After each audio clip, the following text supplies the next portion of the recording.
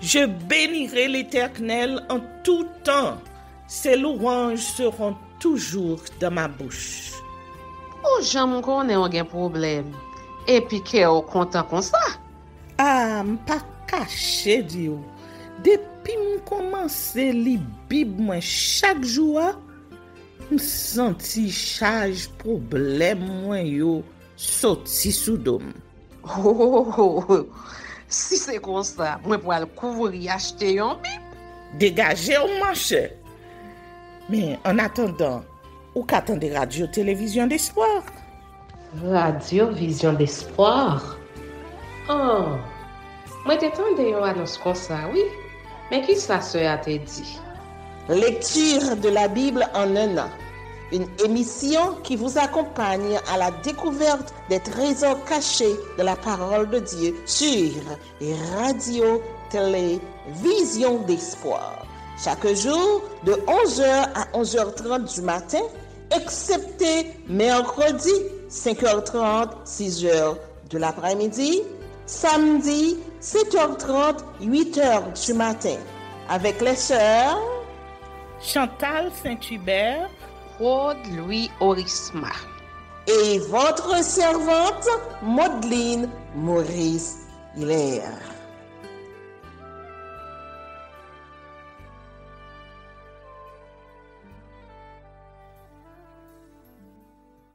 Saint-Esprit de Dieu, fais-nous la grâce de jouir de ta présence durant cette lecture qui enseigne, convainc, corrige, instruit et qui sauve. Au nom de Jésus. Amen.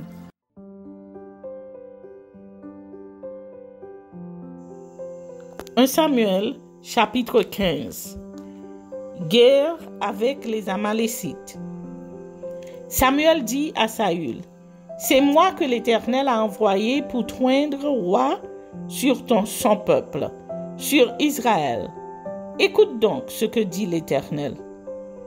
Ainsi parle l'Éternel des armées. Je me souviens de ce qu'Amalek fit à Israël lorsqu'il lui ferma le chemin à sa sortie d'Égypte.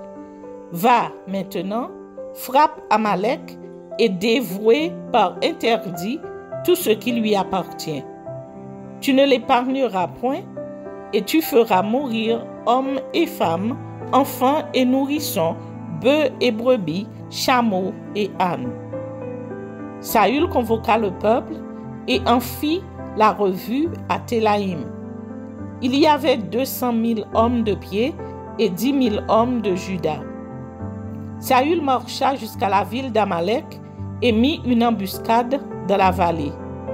Il dit aux Kéniens, « Allez, retirez-vous, sortez du milieu d'Amalek, afin que je ne vous fasse pas périr avec lui. Car vous avez eu de la bonté pour tous les enfants d'Israël lorsqu'ils montèrent d'Égypte. » Et les Kéniens se retirèrent du milieu d'Amalek. Saül battit Amalek depuis Avila jusqu'à Shur, qui est en face de l'Égypte. Il prit vivant Agag, roi d'Amalek, et il dévoua par interdit tout le peuple en le passant au fil de l'épée. Mais Saül et le peuple épargnèrent Agag et les meilleures brebis, les meilleurs bœufs, les meilleures bêtes de la seconde portée, les agneaux gras et tout ce qu'il y avait de bon. Ils ne voulurent pas le dévouer par interdit et ils dévouèrent seulement tout ce qui était méprisable et chétif. Désobéissance de Saül. L'Éternel adressa la parole à Samuel et lui dit, « Je me repens d'avoir établi Saül pour roi, car il se détourne de moi et il n'observe point mes paroles. » Samuel fut irrité et il cria à l'Éternel toute la nuit. Il se leva de bon matin pour aller au-devant de Saül et on vint lui dire, « Saül est allé à Carmel et voici il s'est érigé en monument. » Puis il s'en est retourné et passant plus loin, il est descendu à Gilgal. Samuel se rendit auprès de Saül et Saül lui dit, « Sois béni de l'Éternel, J'ai observé la parole de l'Éternel. Samuel dit, qu'est-ce donc que ce bêlement de brebis qui parvient à mes oreilles et ce mugissement de bœuf que j'entends? Saül répondit, ils les ont amenés de chez les Amalécites parce que le peuple a épargné les meilleures brebis et les meilleurs bœufs afin de les sacrifier à l'Éternel ton Dieu, et le reste, nous l'avons dévoué par interdit. Samuel dit à Saül, arrête, et je te déclarerai ce que l'Éternel m'a dit cette nuit. Et Saül lui dit, parle. Samuel dit, lorsque tu étais petit à tes yeux, n'es-tu pas devenu le chef des tribus d'Israël? Et l'Éternel ne t'a-t-il pas oint pour que tu sois roi sur Israël? L'Éternel t'avait fait partir en disant, va et dévoue par interdit ces pécheurs, les Amalécites. Tu leur feras la guerre jusqu'à ce que tu les aies exterminés. Pourquoi n'as-tu pas écouté la voix de l'Éternel? Pourquoi t'es-tu jeté sur le butin et as-tu fait ce qui est mal aux yeux de l'Éternel? Saül répondit à Samuel, j'ai bien écouté la voix de l'Éternel et j'ai suivi le chemin par lequel m'envoyait l'Éternel. J'ai amené Agag, roi d'Amalek, et j'ai dévoué par interdit les Amalécites. Mais le peuple a pris le butin des brebis et des bœufs comme prémisse de ce qui devait être dévoué, afin de les sacrifier à l'Éternel, ton Dieu, à Gilgal. Samuel dit, l'Éternel trouve-t-il du plaisir dans les holocaustes et les sacrifices, comme dans l'obéissance à la voix de l'Éternel? Voici, l'obéissance vaut mieux que les sacrifices, et l'observation de sa parole vaut mieux que la graisse des béliers. Car la désobéissance est aussi coupable que la divination, et la résistance ne l'est pas moins que l'idolâtrie et les téraphins. Puisque tu as rejeté la parole de l'Éternel, il te rejette aussi comme moi. Alors Saül dit à Samuel, j'ai péché, car j'ai transgressé l'ordre de l'Éternel, et je n'ai pas obéi à tes paroles. Je craignais le peuple, et j'ai écouté sa voix. Maintenant, je te prie, pardonne mon péché, reviens avec moi, et je me prosternerai devant l'Éternel. Samuel dit à Saül, je ne retournerai point avec toi, car tu as rejeté la parole de l'Éternel, et l'Éternel te rejette, afin que tu ne sois plus roi sur Israël. Et comme Samuel se tournait pour s'en aller, Saül le saisit par le pan de son manteau qui se déchira. Samuel lui dit, l'Éternel déchire aujourd'hui de dessus toi la royauté d'Israël, et il la donne à un autre qui est meilleur que toi. Celui qui est la force d'Israël ne ment point et ne se repent point, car il n'est pas un homme pour se repentir.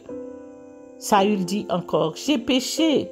Maintenant, je te prie, honore-moi en présence des anciens de mon peuple et en présence d'Israël. Reviens avec moi et je me prosternerai devant l'Éternel, ton Dieu.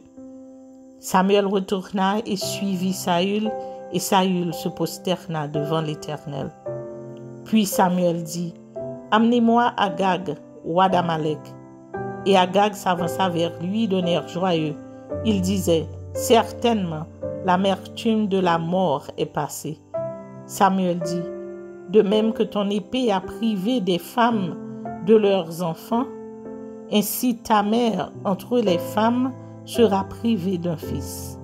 Et Samuel mit Agag en pièces devant l'Éternel à Gilgal. Samuel partit pour Rama et Saül monta dans sa maison à Gibéa de Saül.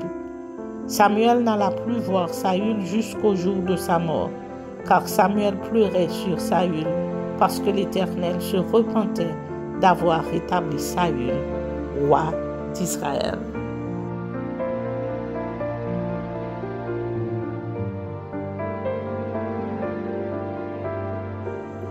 1 Samuel, chapitre 16.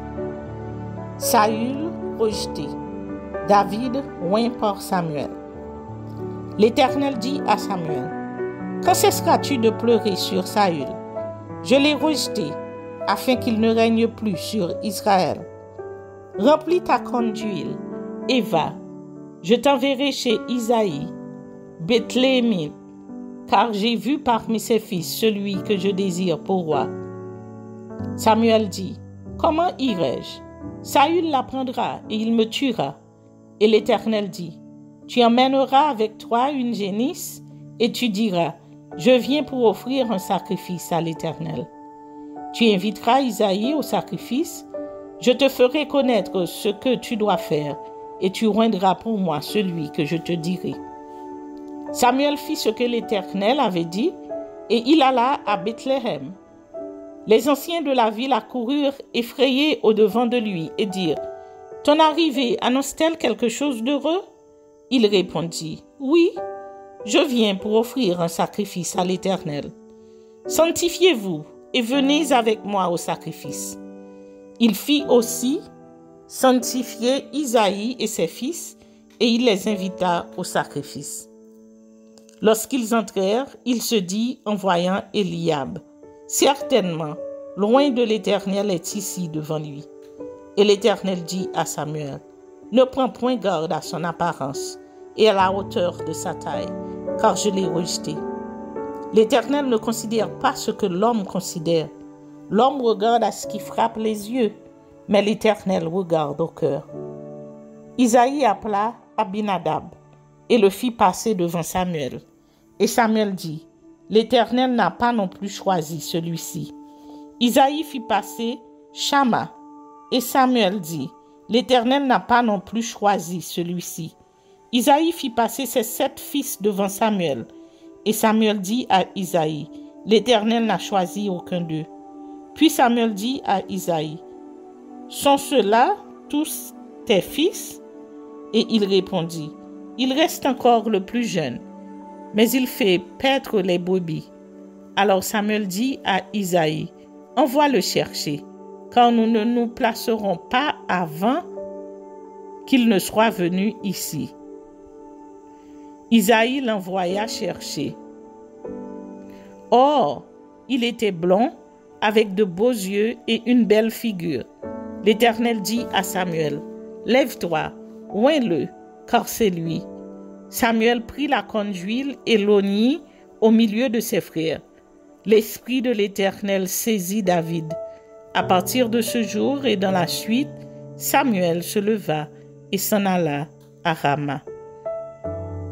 Saül et le mauvais esprit. David au service de Saül. L'esprit de l'Éternel se retira de Saül, qui fut agité par un mauvais esprit venant de l'Éternel. Les serviteurs de Saül lui dirent, « Voici un mauvais esprit de Dieu t'agite. Que notre Seigneur parle. Tes serviteurs sont devant toi. Ils chercheront un homme qui sache jouer de la harpe, et quand le mauvais esprit de Dieu sera sur toi, il jouera de sa main et tu seras soulagé. » Saül répondit à ses serviteurs, « Trouvez-moi donc un homme qui joue bien et amenez-le-moi. » L'un des serviteurs prit la parole et dit, « Voici, j'ai vu un fils d'Isaïe, Bethléemite, qui sait jouer.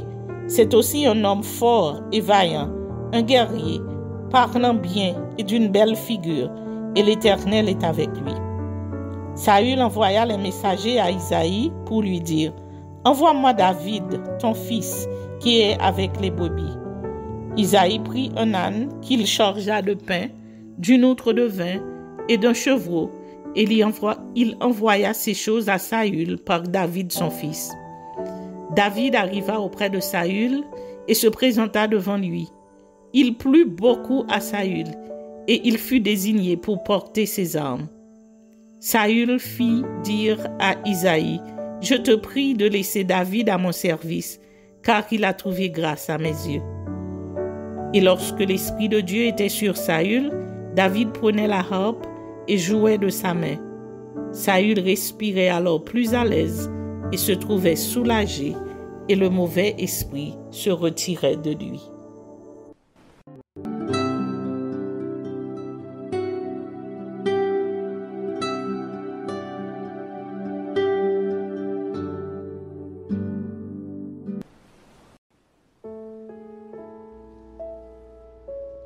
Jérémie chapitre 3.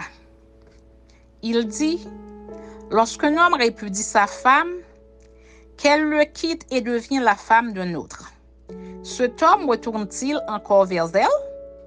Le pays même ne serait-il pas souillé? Et toi, tu t'es prostitué à de nombreux amants, et tu reviendrais à moi, dit l'Éternel.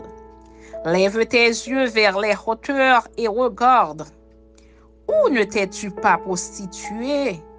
Tu te tenais sur les chemins comme l'Arabe dans le désert, et tu as souillé le pays par tes prostitutions et par la méchanceté.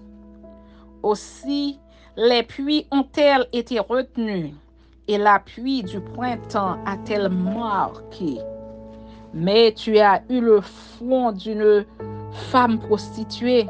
Tu n'as pas voulu avoir honte. Maintenant, n'est-ce pas? Tu cries vers moi, mon père. Tu as été l'ami de ma jeunesse. Gardera-t-il à toujours sa colère? La conservera-t-il à jamais? Et voici, tu as dit. Tu as fait des choses criminelles. Tu les as consommées. Exhortation à la repentance. L'Éternel me dit, au temps du roi Josias, as-tu vu ce qu'a fait l'infidèle Israël? Elle est allée sur toute montagne élevée et sous tout arbre vert, et là elle s'est prostituée. Je disais, après avoir fait toutes ces choses, elle reviendra à moi. Mais elle n'est pas revenue. Et sa sœur, la perfide Juda, en a été témoin. Quoique j'eusse répudié l'infidèle Israël à cause de tous ses adultères, et que je lui eusse donné sa lettre de divorce, j'ai vu que la perfide Juda, sa sœur, n'a point eu de crainte, et qu'elle est allée se prostituer pareillement. Par sa criante impudicité, Israël a souillé le pays. Elle a commis un adultère avec la pierre et le bois. Malgré tout cela, la perfide Juda, sa sœur, n'est pas revenue à moi de tout son cœur.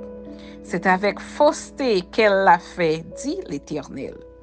L'Éternel me dit, l'infidèle Israël paraît innocente en comparaison de la perfide Juda. Va, crie ces paroles vers le septentrion et dis, reviens, infidèle Israël, dit l'Éternel, je ne jetterai pas sur vous un regard sévère, car je suis miséricordieux, dit l'Éternel. Je ne garde pas ma colère à toujours. Reconnais seulement ton iniquité, reconnais que tu as été infidèle à l'Éternel, ton Dieu, que tu as dirigé ça et là tes pas vers les dieux étrangers, sous tout arbre vert, et que tu n'as pas écouté ma voix, dit l'Éternel. Revenez, enfants rebelles, dit l'Éternel, car je suis votre maître. Je vous prendrai un d'une ville, deux d'une famille, et je vous ramènerai dans Sion. Je vous donnerai des bergers selon mon cœur, et ils vous paîtront avec intelligence et avec sagesse. Lorsque vous aurez multiplié et fructifié dans le pays, en ces jours-là, dit l'Éternel, on ne parlera plus de l'arche de l'alliance de l'Éternel. Elle ne viendra plus à la pensée. On ne se la rappellera plus. On ne s'apercevra plus de son absence, et l'on n'en fera point une autre. En ce temps-là, on appellera Jérusalem le trône de l'Éternel. Toutes les nations s'assembleront à Jérusalem au nom de l'Éternel, et elles ne suivront plus les penchants de leur mauvais cœur. En ces jours, la maison de Juda marchera avec la maison d'Israël. Elles viendront ensemble du pays du septentrion, au pays dont j'ai donné la possession à vos pères. Je dirai, comment te mettrai-je parmi mes enfants? Et te donnerai-je un pays de délices, un héritage, le plus bel ornement des nations. Je disais, tu m'appelleras mon père, et tu ne te détourneras pas de moi. Mais comme une femme est infidèle à son amant, ainsi vous m'avez été infidèle, maison d'Israël, dit l'Éternel. Une voix se fait entendre sur les lieux élevés. Ce sont les pleurs, les supplications des enfants d'Israël, car ils ont perverti leur voix. Ils ont oublié l'Éternel leur Dieu. Revenez, enfants rebelles, je pardonnerai vos infidélités. Nous voici, nous allons à toi, car tu es l'Éternel notre Dieu. Oui, le bruit qui vient des collines et des montagnes n'est que mensonge. Oui, c'est en l'Éternel notre Dieu qu'est le salut d'Israël. Les idoles ont dévoré le produit du travail de nos pères dès notre jeunesse. Leurs brebis et leurs bœufs, leurs fils et leurs filles. Nous avons notre honte pour couche et notre ignominie pour couverture. Car nous avons péché contre l'Éternel notre Dieu, nous et nos pères, dès notre jeunesse jusqu'à ce jour, et nous n'avons pas écouté la voix de l'Éternel notre Dieu. Amen.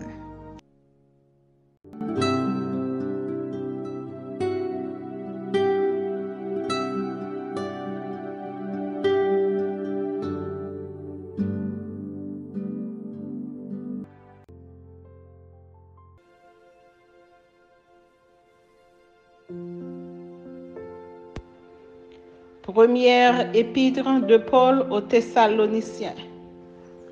Introduction à la première épître aux Thessaloniciens. Thessalonique est une ville de Macédoine. À l'époque où Paul y annonça l'évangile pour la première fois, vers 50, accompagné de Silas et de Timothée, Thessalonique était une grande ville avec une importante colonie juive. Les deux épîtres aux chrétiens de Thessalonique sont parmi les écrits les plus anciens du Nouveau Testament. Elles ont été écrites à seulement quelques mois d'intervalle entre 51 et 52. Elles traitent de l'évangélisation, de l'eschatologie et de questions éthiques du point de vue chrétien. Voici la structure de la première épître aux Thessaloniciens. Adresse et salutations. Succès de l'Évangile à Thessalonique, ministère de Paul parmi les Thessaloniciens, désir qu'éprouve Paul de revoir les Thessaloniciens, exhortation à la sainteté, à la charité sur la résurrection et l'avènement du Seigneur, préceptes divers, vœux et salutations. L'authenticité paulienne de 1 Thessalonicien semble hors de doute. Par contre, celle de 2 Thessaloniciens souffre de contestation à cause du retour du Seigneur qui est présenté différemment par rapport à 1 Thessalonicien. En effet, dans cette dernière, ce retour est apparenté à celui d'un voleur en ces termes. Pour ce qui est des temps et des moments, vous n'avez pas besoin, frères, qu'on vous en écrive. Car vous savez bien vous-même que le jour du Seigneur viendra comme un voleur dans la nuit. Dans 2 Thessaloniciens, par contre, ce retour apparaît précédé de signes apocalyptiques. Dans 1 Thessalonicien, Paul commence par montrer que son message n'est pas de lui seul.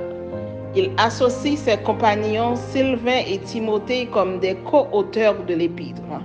Puis il développe les 3 vertus théologiques, la foi, l'espérance et l'amour, appliquées dans la fermeté et l'espérance. Paul sait que les chrétiens de Thessalonique suivent la bonne voie et qu'ils ont résisté à l'épreuve. Il leur recommande donc ce qu'il leur reste à faire, persévérer.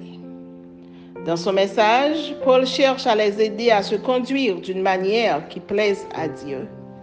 À ce sujet, il les exhorte à une vie de pureté, faite d'amour fraternel et d'ardeur au travail de leurs propres mains pour ne pas être à charge aux autres. S'agissant de la résurrection et du retour du Seigneur Jésus-Christ, Paul oriente ses exhortations en vue d'éviter à ses destinataires le triste souvenir de leurs frères morts. Pour lui, si Jésus est ressuscité, ceux qui meurent en lui ressusciteront de la même manière. Paul va même plus loin pour dire que ce jour viendra comme un voleur, d'où l'exhortation à la vigilance. La première épître aux Thessaloniciens peut être qualifiée d'épître de l'espérance chrétienne fondée sur l'attente du retour du Seigneur Jésus-Christ. C'est certainement la question de ce retour qui était l'objet de discussion au sein de la communauté. En effet, les premiers chrétiens attendaient le retour du Christ dans leur génération. L'attention chez les Thessaloniciens portait sur la crainte que les croyants morts ne bénéficient de l'avènement du Seigneur et par conséquent de la résurrection finale. Cette attente étant donc très vive, l'épître a été écrite sur un ton apologétique contre ceux qui croyaient à la venue imminente du Christ. Paul remet les pendules à l'heure. Pour lui, il est clair que les morts en Christ participeront à son avènement et surtout à sa résurrection finale. Car tous ceux qui sont en Christ, vivants ou morts, sont nettement distincts de ceux qui sont dans les ténèbres.